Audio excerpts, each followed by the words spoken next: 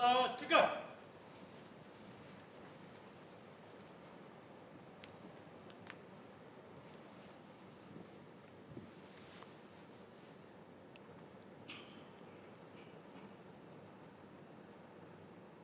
Order.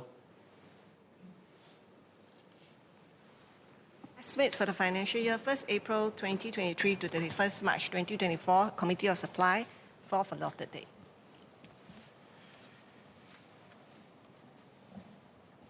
Head S, Ministry of Manpower. SMS Zaqy Mohamad.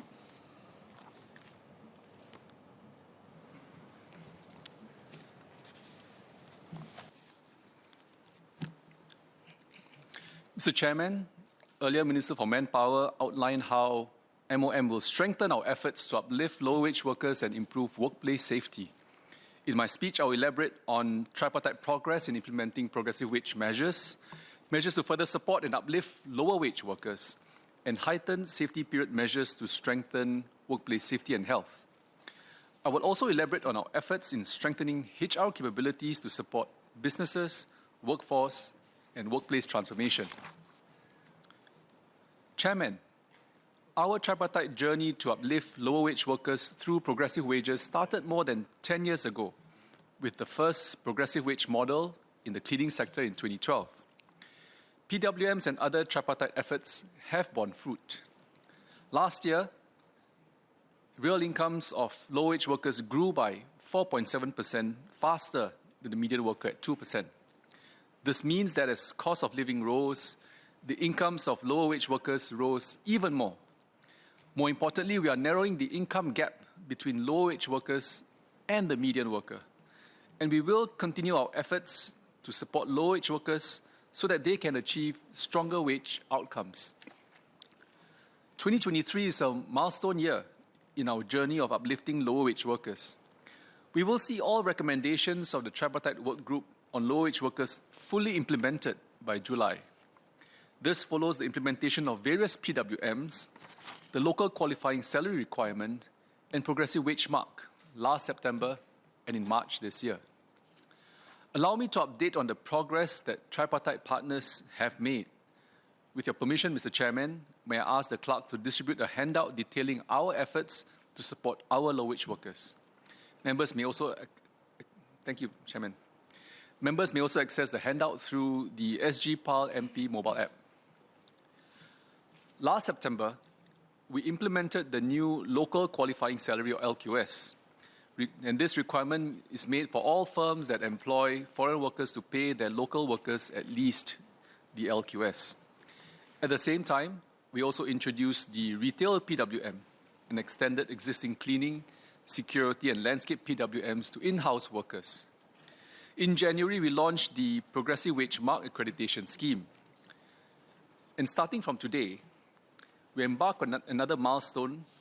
The Food Services PWM and occupational wages for administrators and drivers will come into effect.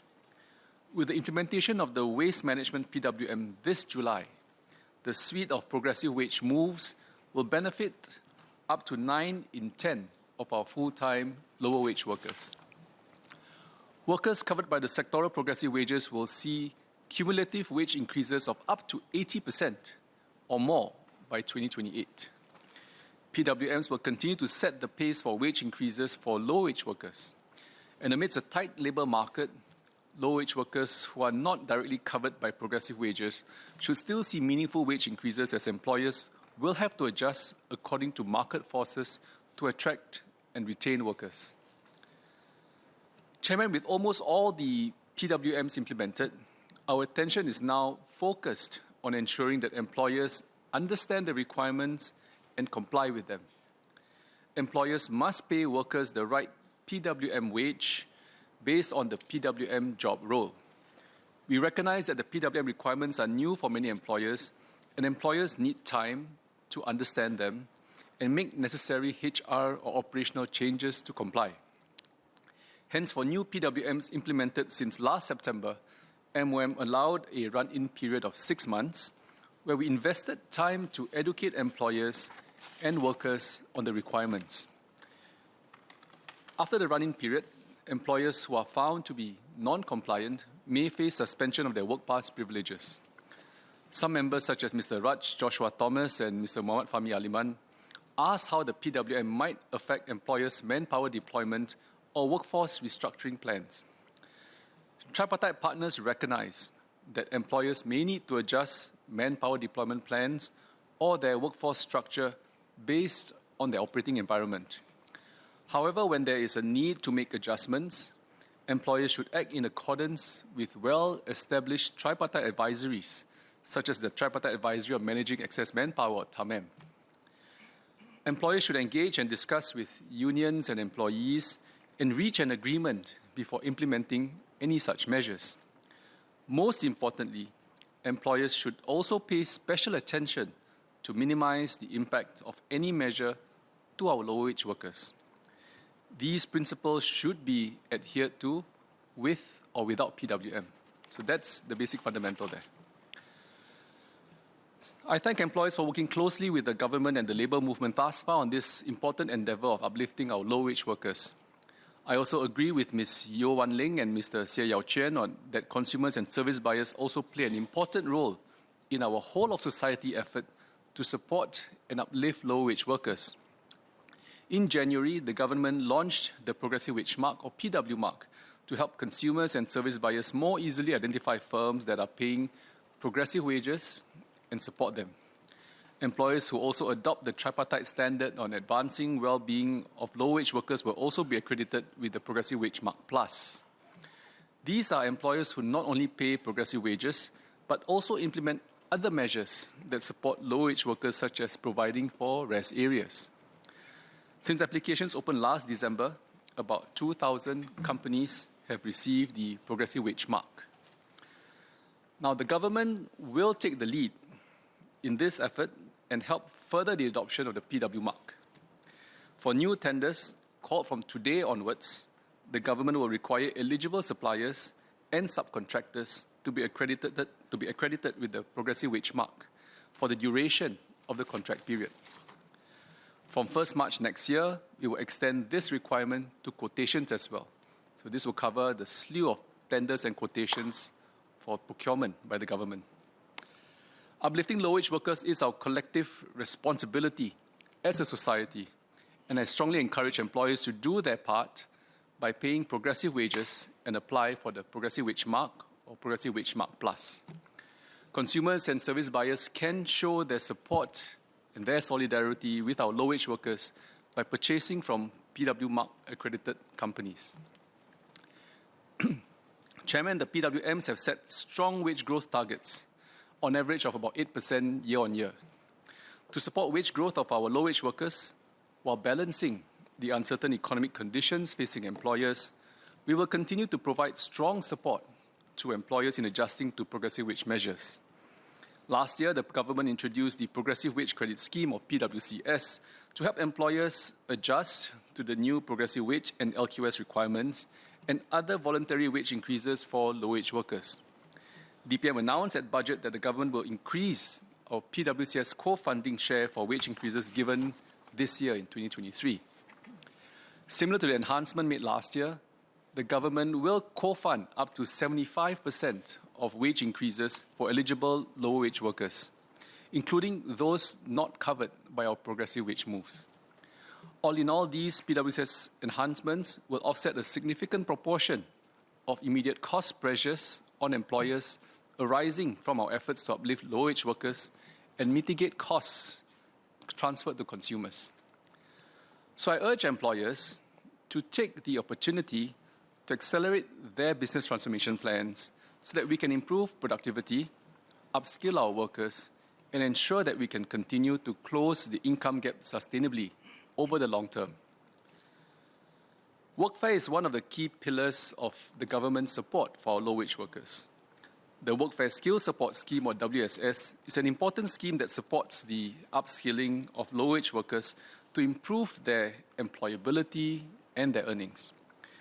Under the WSS, employers who send low-wage workers for training receive an absentee payroll subsidy of 95% of their workers' basic hourly wage. Employees who self-sponsor their training will receive a training allowance which offsets the opportunity costs for training. WSS has been successful in supporting low-wage workers in achieving more impactful employment outcomes. And this is why we will be enhancing WSS from July this year. To allow more low-wage workers to benefit from the Workfare Skill Support Scheme and upskill earlier in their careers, we will firstly lower the eligibility age of WSS from 35 to 30 years old. Additionally, workers earning up to $2,500 a month will now be able to qualify for WSS, up from the current qualifying cap of $2,300 per month. Now, with these enhancements, 70,000 more low-wage workers will be eligible for WSS. In addition, as low-wage workers who achieve full qualifications through WSS are more likely to earn higher wages, we will raise the Training Commitment Award for full qualifications from $500 to $800 to encourage more low-wage workers to undertake deeper and more sustained training. Last year, the government announced significant enhancements to the Workfare Income Supplement Scheme, or WIS, which has taken effect from January 2023. So the enhancements increase coverage by extending workfare to those aged 30 to 34 from 35 and older previously, as well as raising the qualifying monthly income to $2,500 from $2,300 previously. In addition, workfare payments have been increased to up to $4,200 per year from $4,000 previously. That's about $350 a month. All persons with disabilities will also qualify for the highest workfare payment tier of up to $4,200 regardless of age.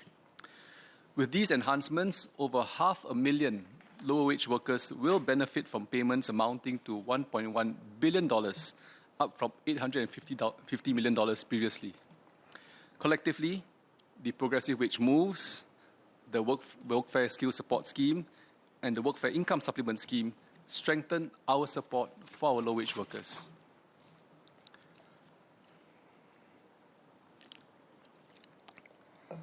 Chairman, moving on to workplace safety and health.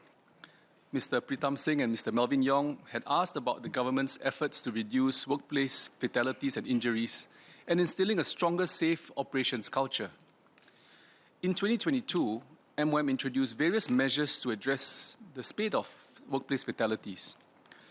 We ended 2022 with a total of 46 workplace fatalities and a fatality rate of 1.3 per 100,000 workers, which was higher than pre-COVID of 1.1 in 2019 and 1.2 in 2018. The number of workplace fatalities would have been higher without the implementation of the heightened safety period measures last September. Average number of fatalities per month reduced from 4.5 in January to August 2022 before HSP to 2.5 in September to December 2022 during HSP. 2.5 average fatalities per month brings the annualized fatality rate to 0.8 per 100,000, which is below our WISH 2028 target of 1.0 and much lower than compared to 1.5 before HSP. But what this suggests is that the industry can keep the fatalities number low if we put our hearts and minds into it. We also monitor major injuries closely as these affect the persistent safety lapses and have debilitating effects. The average monthly major injuries worsened from 49.1 before HSP to 55.3 during HSP. But it's not all doom and gloom, because we found that the impact of HSP was uneven across sectors, because you do have major injuries that have high probability of fatalities, and there are also major injuries like slip, trips, and falls, which have low probability of fatalities. So if you look at, although the monthly average fatal and major injuries in construction sector showed the most improvement, the monthly average fatal and major injuries worsened for manufacturing sector.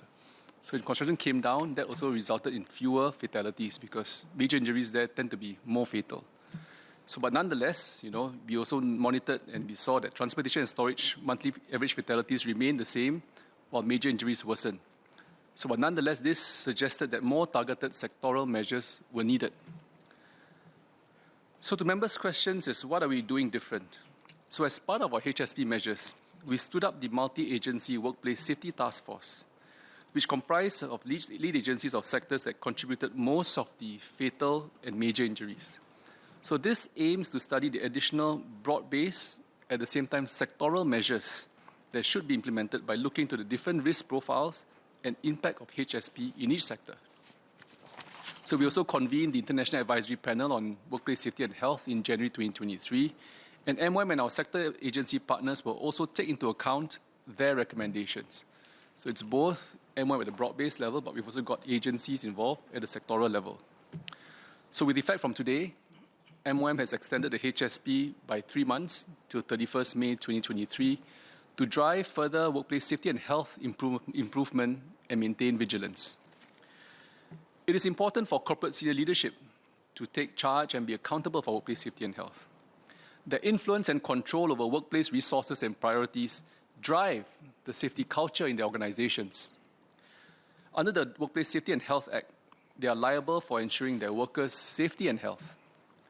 The approved Code of Practice for Company Directors' Workplace Safety and Health Duties, gazetted last October, provides practical guidance on how they may fulfill their legal WSH obligations. As part of the HSP extension, MOM introduced additional measures to strengthen WSH ownership among company leaders. CEOs or board of directors of companies found to have serious WSH lapses following serious workplace incidents have to attend a mandatory half-day in-person WSH training course.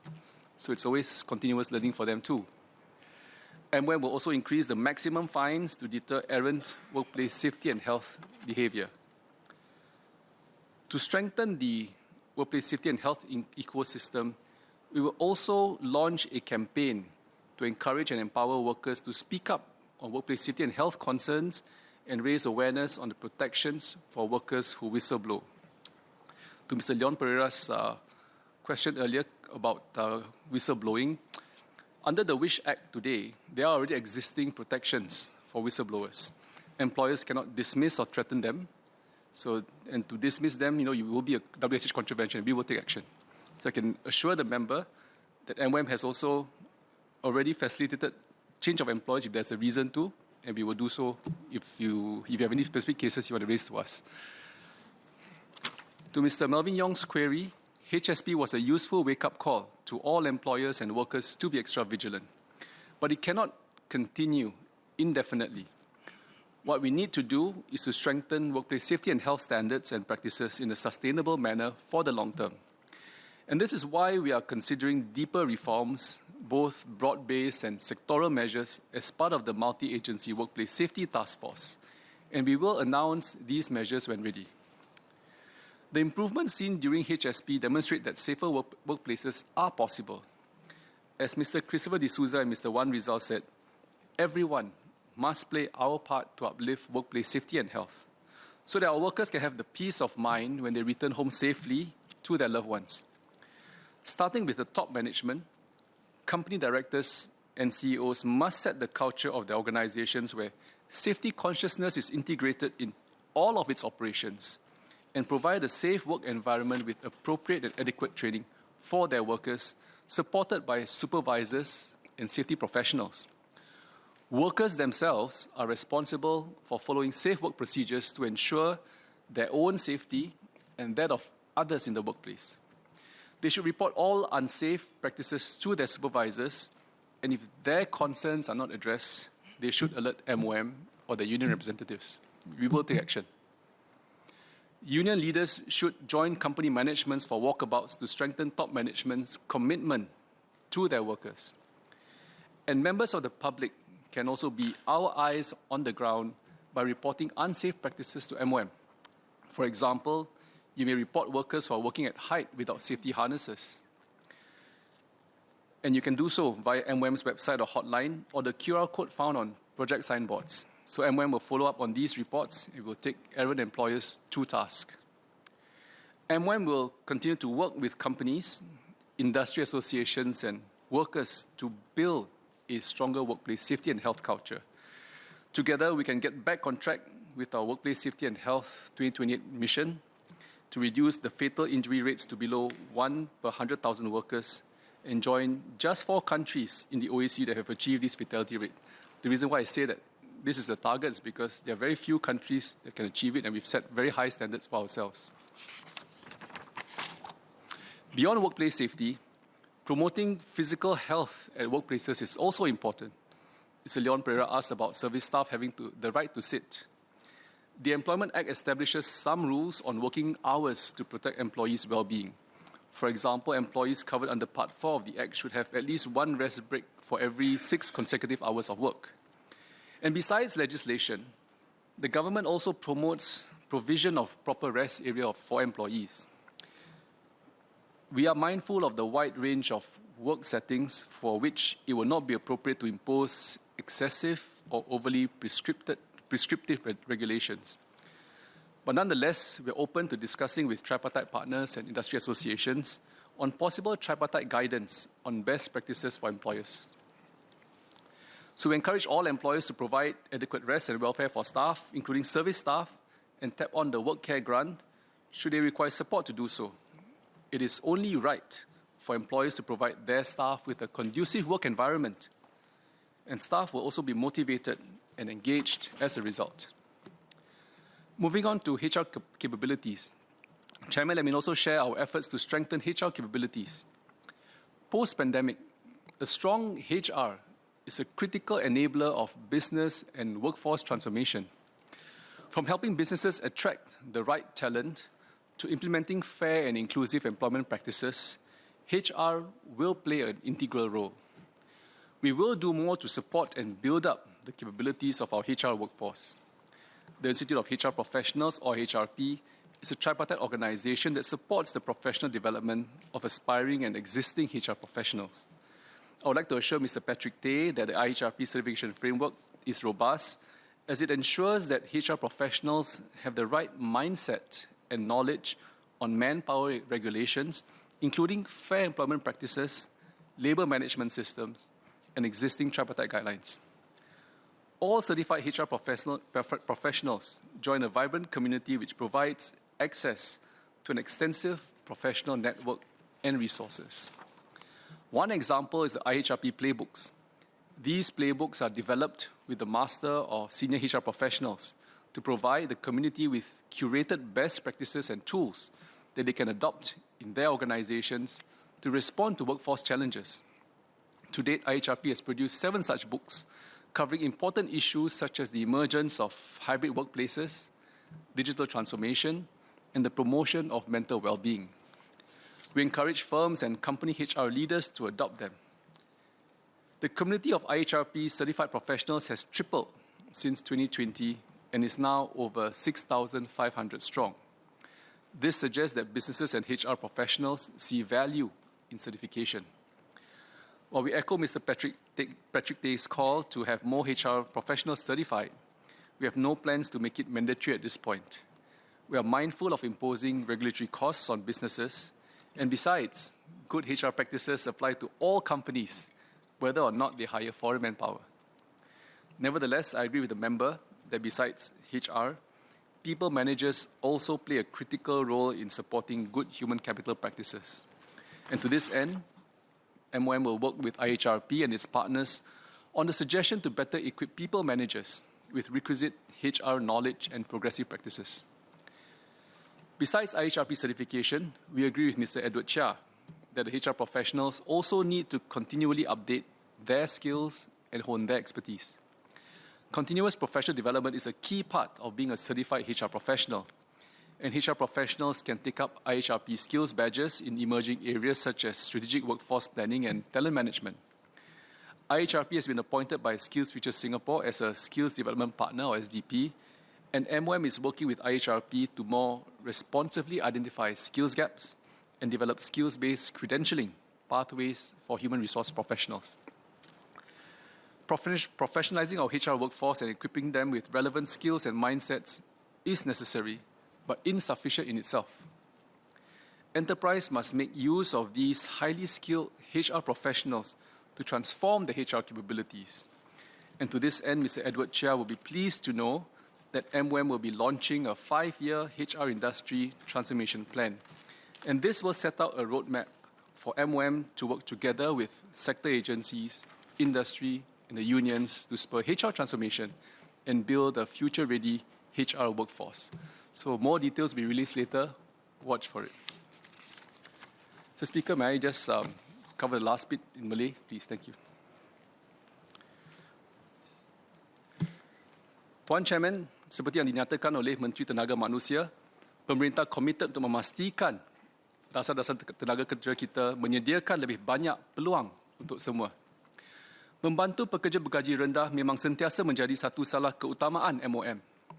Sejak model gaji progresif atau PWM mula diperkenalkan lebih 10 tahun yang lalu, ia telah memberi sumbangan yang besar dalam meningkatkan gaji dan menyokong kehidupan pekerja bergaji rendah kita. Menjelang Julai tahun ini, kami akan memperluaskan lagi langkah gaji progresif untuk meliputi sehingga 9 daripada 10 pekerja bergaji rendah.